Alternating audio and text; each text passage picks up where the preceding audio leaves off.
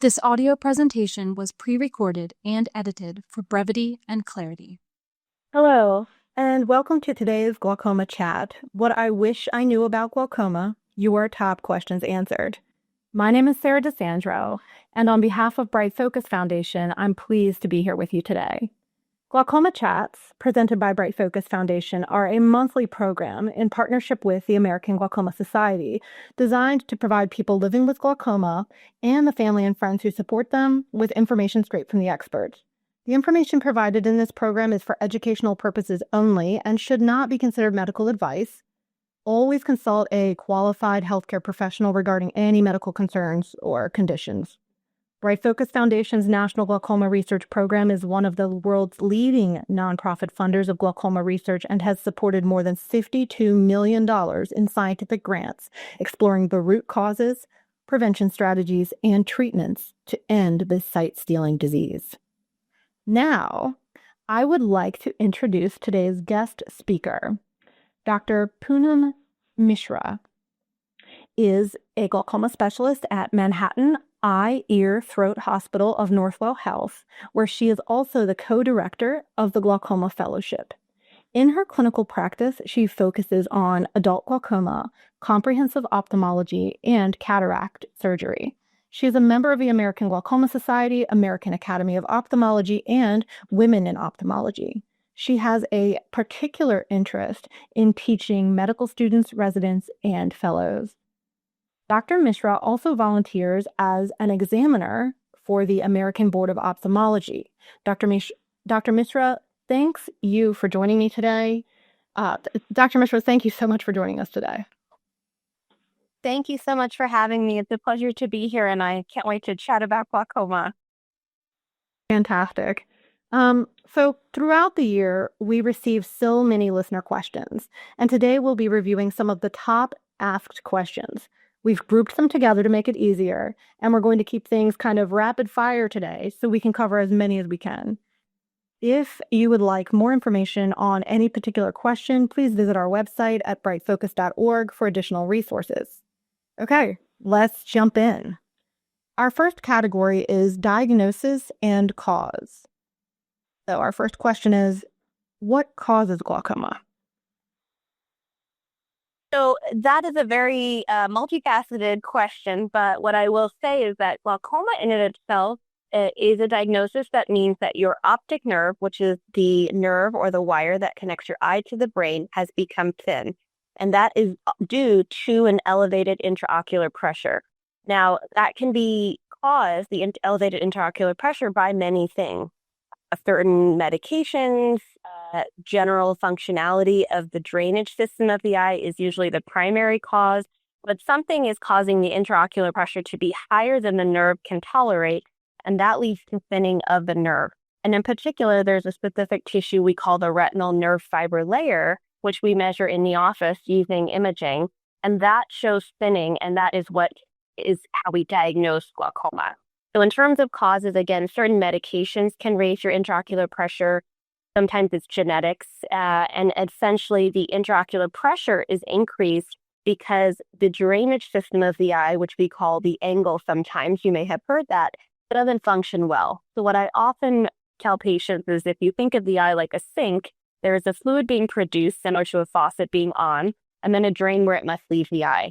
And if there's anything that blocks that drain or disrupts the functionality of it, that will lead to an increased pressure within the eye, similar to a drain that's clogged in its sink. And again, that translates to damage to the optic nerve, which is then when we diagnose glaucoma. Okay, great. And that's a really great analogy. All right, so question 2. Do you need to see a doctor that specializes in glaucoma, or can an optometrist treat glaucoma successfully? An optometrist is trained to recognize the signs and symptoms of glaucoma and often can do this imaging, which requires something specifically called an OCT to be performed in the office. However, not all optometrists will be comfortable in managing this diagnosis. And so certainly an optometrist is going to be capable of diagnosing it and also managing it, but it's a conversation to be had with the doctor in particular to say, is this something that we need a referral to a glaucoma specialist or not? In most areas, a further treatments besides, let's say, drop therapy, if it's needed, because there are many ways to treat glaucoma, which I think we'll discuss at some points, other than drops, including lasers and surgery, those must be performed by an ophthalmologist. And so it is really up to the discretion of the provider that you're seeing to know that is this a stage of the disease that is manageable with what they can do, or if it is something that needs to be escalated, then seeing a glaucoma specialist is always helpful.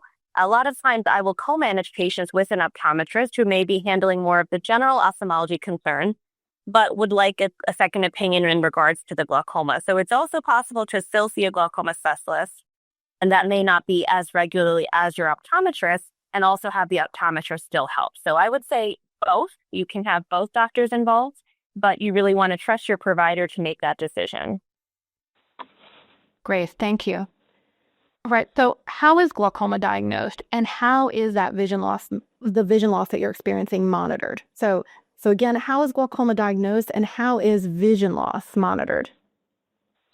Sure. So the three things I look for in monitoring or diagnosing glaucoma are the intraocular pressure, as we discussed, which is measured in the office using the different techniques, whether it's using a handheld device or a applanation tip, which is on a slit lamp on the moving machine that we examine the eyes with. The intraocular pressure we monitor is the OCT, which I mentioned, which shows the thickness of the nerve fiber layer.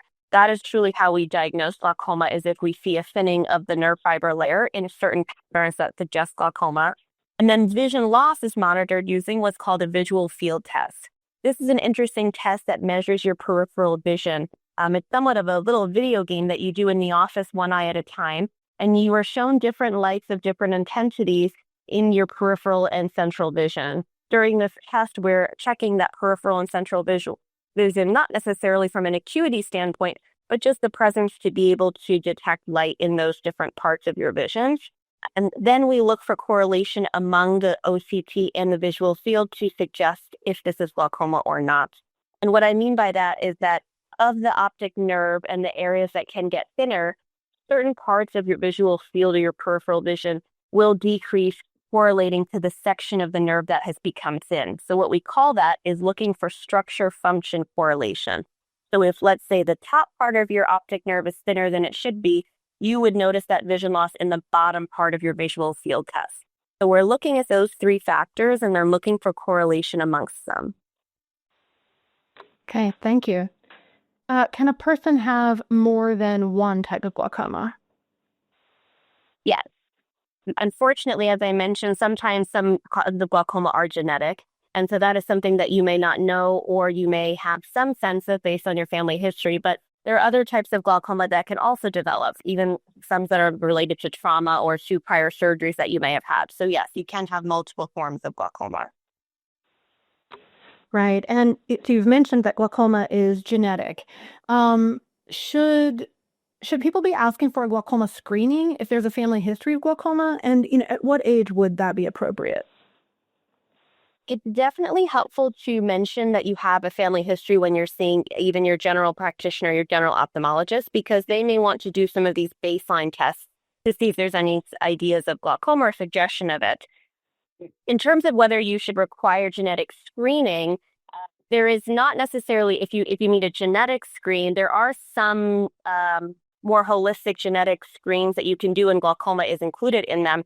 But I don't know if that's necessary. I think the most important thing if you have a family history is to let your doctor know so that they can run at least a baseline test for you to see the health of your optic nerve. It's always helpful when I see patients if they have some sort of a baseline from even years prior to show what their nerve had looked like at some point, and then we can detect if there's been a change, because that's really how we make the diagnosis.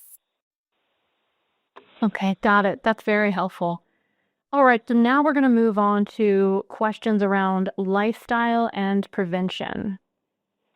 The first question in this category is, what is the best diet someone can follow to slow down glaucoma? Is it Mediterranean, vegetarian, keto? Does it matter?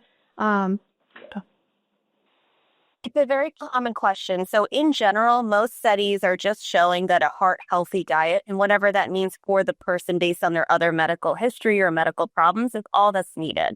So there is not necessarily a proven benefit to one of these more specific diets. Just the general health is important. There is a component of glaucoma that we believe is related to adequate blood flow in the body. And adequate blood flow in the body relates to heart health. So that's why we usually will say that a heart healthy diet, whatever that means for that particular person, given their age and other medical problems, that's what we would recommend. Great, great. So what's good for the heart is good for the eyes. Exactly. Yeah. So now let's switch gears to exercise. Do exercise and physical activity help with glaucoma? How often should you exercise, and what types of exercises might be helpful? So similar to the diet question, regular exercise in terms of a mix of cardiovascular exercise and weight training is what's recommended. Studies did show that patients who regularly did cardiovascular activity did show a lower incidence of glaucoma, but it wasn't completely correlated, meaning that you weren't going to necessarily slow or halt your disease just by exercise. But again, similar to what I had said prior, it's a heart healthy lifestyle and diet are really all that we recommend. Now, there are certain exercises that, let's say, if you have glaucoma or you've had glaucoma surgery, that we may ask you to refrain from doing. And we may be able to discuss that. I don't want to take up too much time with this, but things where you're in inverted position, where head is below your heart, we try to minimize those shortly after glaucoma surgery. And in general, if patients have glaucoma, we often ask them to avoid any prolonged inversion exercises. So again, those are patients who have already carry a diagnosis of glaucoma or perhaps are very high risk. But in general, in terms of prevention, there is not necessarily one exercise that's helpful. Just whatever is good for your heart, again, good for your body, should be helpful to your eyes. Okay, fantastic. Now, how much does extreme stress or anxiety affect glaucoma?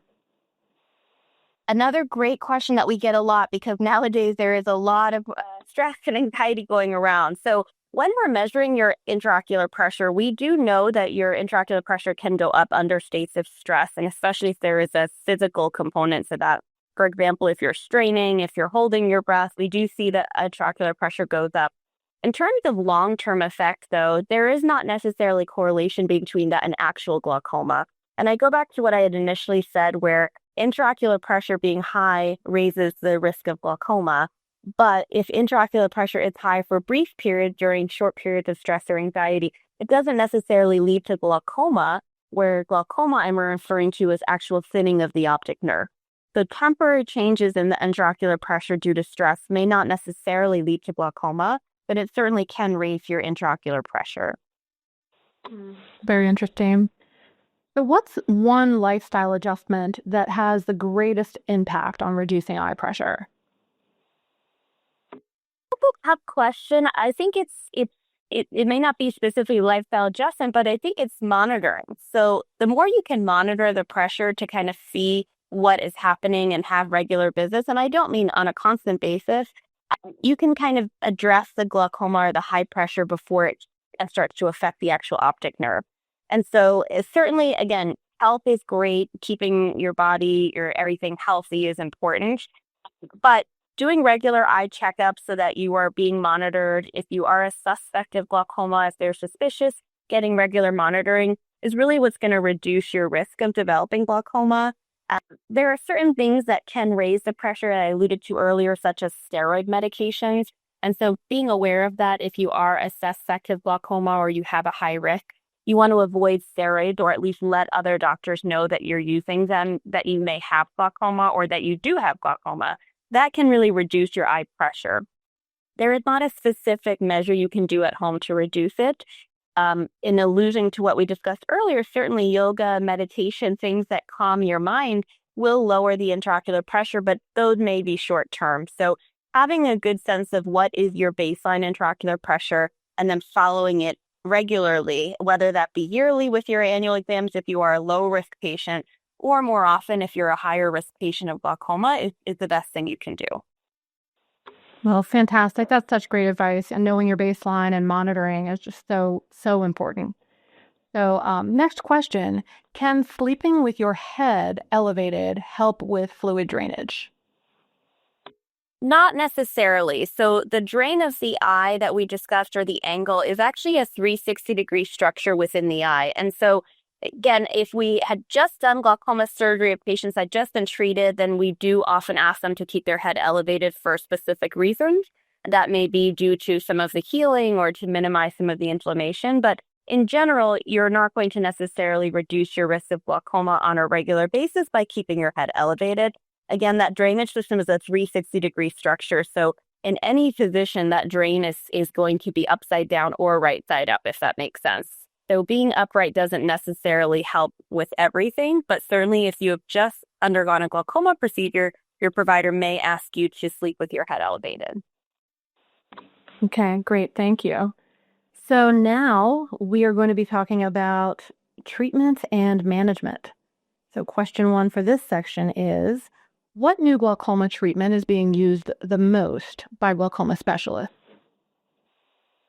There are a lot of new glaucoma treatments out there. It's probably one of the most exciting fields, and I am biased in ophthalmology because with glaucoma, we have a lot of less invasive approaches that are being discussed. But I'd say the most common procedure or treatment being used is, besides drops, because drops are very commonly used, is actually laser. There's a laser called selective laser trabeculoplasty that we do in the office. It's a very effective procedure, and a lot of studies from the past and even recent are showing that it's an incredibly effective way to lower intraocular pressure, thereby reducing your risk of glaucoma. And the really nice thing is that if it is effective, which it usually is in about 80% of patients, it can reduce the number of eye drops you need to control your intraocular pressure. And so in my practice, I generally will offer it as one of my first line treatments for glaucoma if I suspect that someone needs their intraocular pressure lowered. Because it is easy, there is a very low risk profile, and it actually can also be repeated. So it's not necessarily a new treatment, but I would say it's probably something that's reemerging as a very commonly first line treatment for glaucoma. That's really interesting. And we actually just got a listener question in on this topic. And the question is, how often can follow-up laser surgery be performed? In regards to selective laser trabeculoplasty, my current practice is generally that I would repeat it if I notice that the effect has worn off after about 6 months. Some people, the effect can wear off sooner, but a lot of times the second laser treatment can actually be helpful as well, or even more helpful. So I will repeat it if at 6 months they seem like the pressure is going up. However, I generally don't repeat it more than 2 to 3 times because they also have a lot of other options for treating high pressure. And so some of those may be a better suited option if the laser was lasting less time than we expected or we hoped for. Okay, great. That makes sense. Yes. Are there any vitamins or supplements you recommend patients take? And if so, at what stage? And along these same lines, are there any benefits for individuals with glaucoma to take supplements like Preservision, which is typically used for dry age-related macular degeneration? Yes. So right now, that's a pretty common question as well. There are some discussion of using some vitamins to help with prevention of glaucoma. What I would say is that things like Preservation, the ones that were more developed for major macular degeneration, they were really developed to prevent the progression of that specific disease. Now, there hasn't been any high risk profile with those medications. They've been very studied, but in terms of glaucoma directly, a lot of them don't have a direct effect on it. So I would say in terms of a heart health perspective and eye health perspective, they are safe to use, but I don't know that they would necessarily be specifically lowering your risk of glaucoma. Now, there are some studies that vitamin D3 might be a potential treatment for glaucoma, and that can potentially reduce the risk of damage to the optic nerve. However, this also has other side effects, including systemic side effects. So you really need to speak with your medical provider and your ophthalmologist to see if it's safe for you to use. And you certainly need to be monitored. In particular, looking at things like your liver health is important when using any of these vitamins, and specifically B3. So what I would say is generally health is the most important. I don't think there is one supplement that is proven to be helpful in glaucoma, but it really depends on your entire case. Okay, thank you. That's such great advice. Next question. Is it dangerous to have cataract surgery if you have glaucoma? How does someone know when it's time for cataract surgery? And again, is it dangerous to have cataract surgery if you do have glaucoma?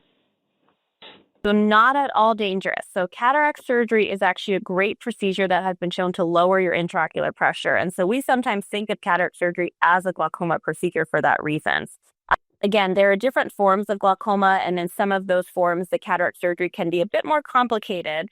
So important to discuss with your doctor, and it's your second part of your question, when it is time to have surgery.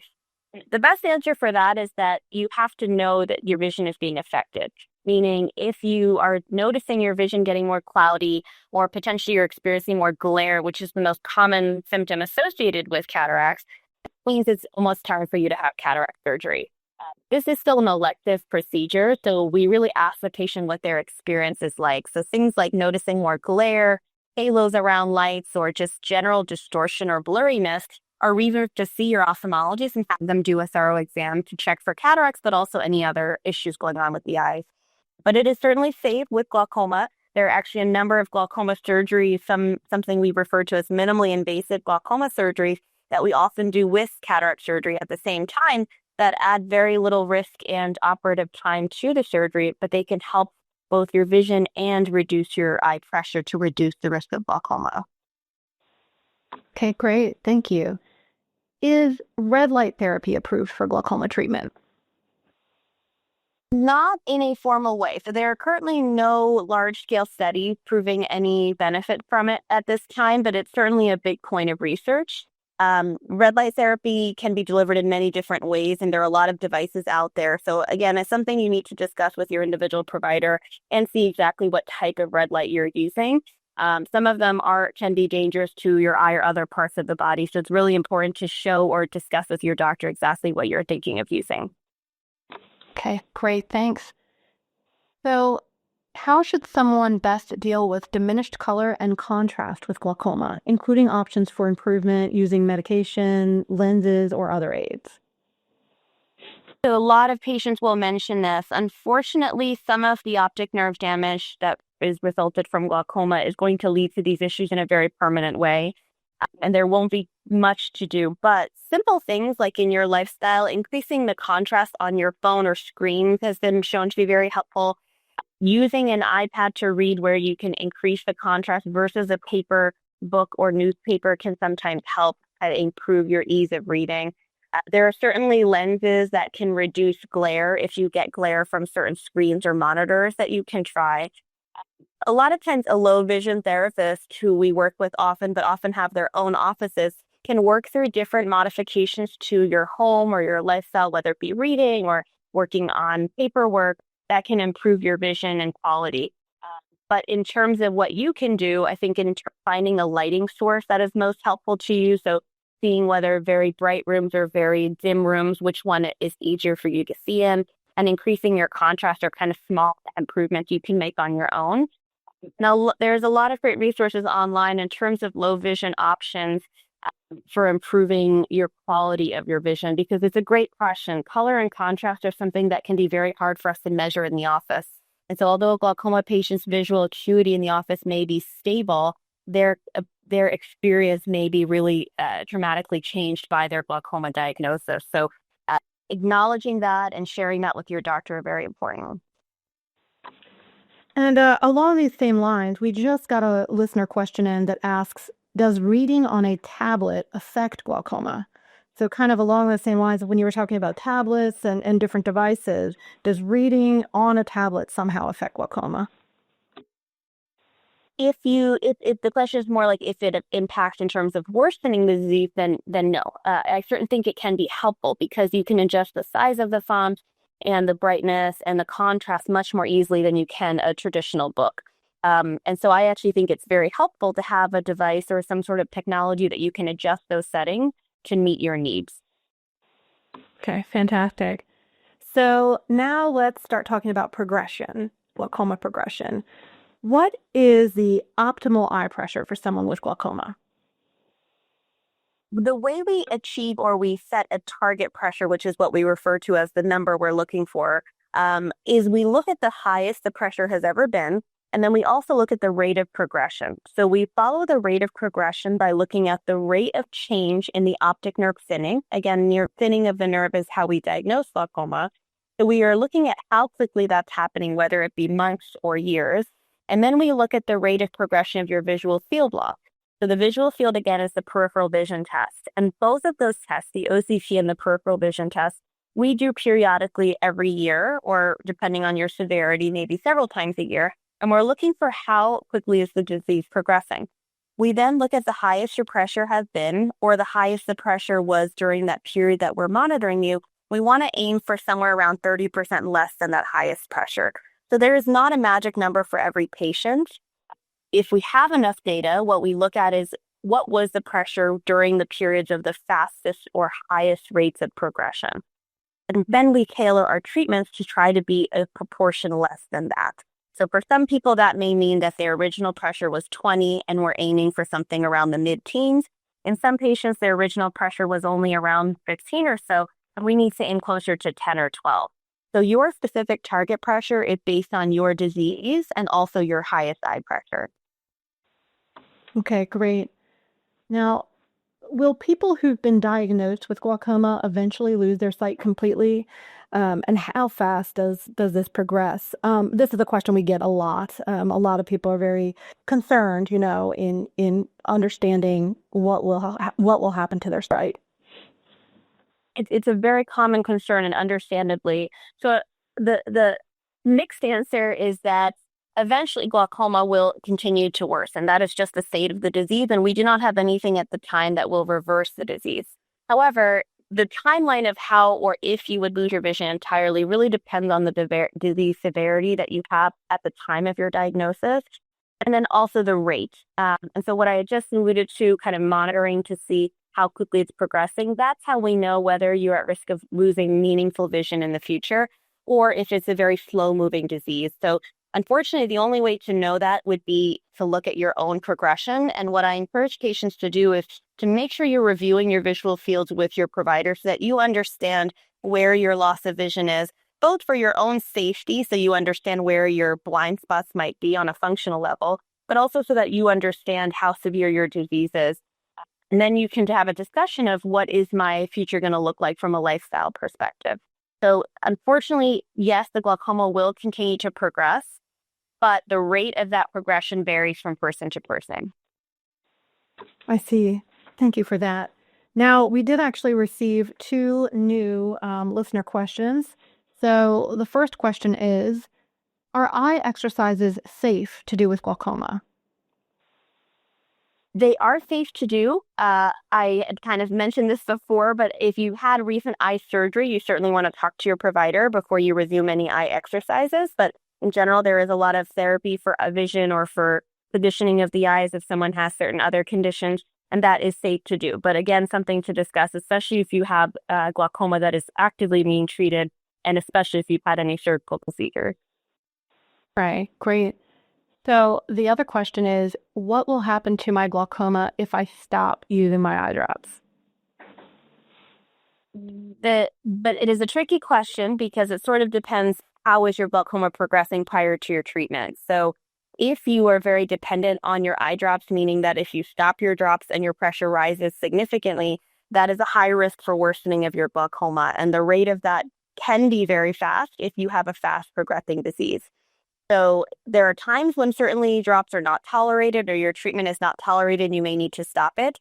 But in general, if you've been identified as someone who needs a certain intraocular pressure or needs it to be lowered, it's best to continue your medication. Right. That's such important advice. So now we're going to move on to the category everyone wants to know about: research to find a cure and vision restoration. So first question in this category: is there a cure for glaucoma, or can glaucoma be reversed? We get this question very often. So unfortunately, there is no cure for glaucoma. So once the optic nerve has sustained damage, there is no way at the current time to regenerate those cells.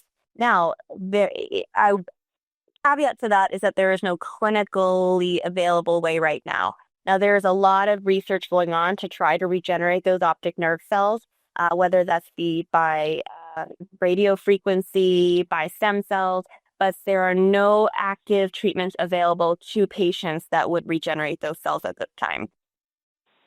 Okay, thank you. Is there any promising research in development for vision restoration? There are some studies that show that there can be some slight improvement in your peripheral vision over time with regularly and well-controlled intraocular pressure in terms of catching the disease very early on. But in general, there is not a lot of confidence that we can regenerate vision loss in terms of those cells at this time. But it is a great kind of research, and hopefully that will be the future. Now, I'm also speaking just in the U.S. There are a lot of trials internationally that are looking into this as well. But in the U.S., what we can offer patients, that there is nothing that we are offering that is meant to restore vision loss from glaucoma in particular. Okay, thank you. So to close out today, let's talk about resources. What resources do you most often recommend to your patients? I think the American Academy of Ophthalmology and American Glaucoma Society websites both have amazing patient resources. There's a lot of information about treatments, the risks, benefits, how to discuss that with your provider. And you can really research a lot before going into that conversation. So those two are probably the most reliable sources I would recommend to patients. That's fantastic. And, of course, brightfocus.org also has great resources for patients as well, including our new Understanding Glaucoma publication. So we do also encourage people to visit our website as well. So this is great. So this was our rapid fire glaucoma top questions answered. So thank you so much for being with us here today, Dr. Misra. This is all the time that we have for questions. To our listeners, we just want to thank you so much for joining our Glaucoma Chat, and I sincerely hope that you found it helpful. Dr. Misra, before we close, do you have any final advice for our audience? I think the best thing you can do is be screened if you feel that you're in a position of needing that, and also see an ophthalmologist on a regular basis, at least annually, because most times we'll be able to pick this up before it really affects your vision, and we can really save vision in that way. So earlier treatment is key. Wonderful. Thank you so much for that takeaway advice. This is our last Glaucoma Chat of the year, so our next Glaucoma Chat will be on Wednesday, January 14th, 2026. Thanks again to everyone for joining us, and this concludes today's Glaucoma Chat. The information provided in this recording is a public service of BrightFocus Foundation and is not intended to constitute medical advice. Please consult your physician for personalized medical, dietary, and/or exercise advice. Any medications or supplements should only be taken under medical supervision. BrightFocus Foundation does not endorse any medical products or therapies.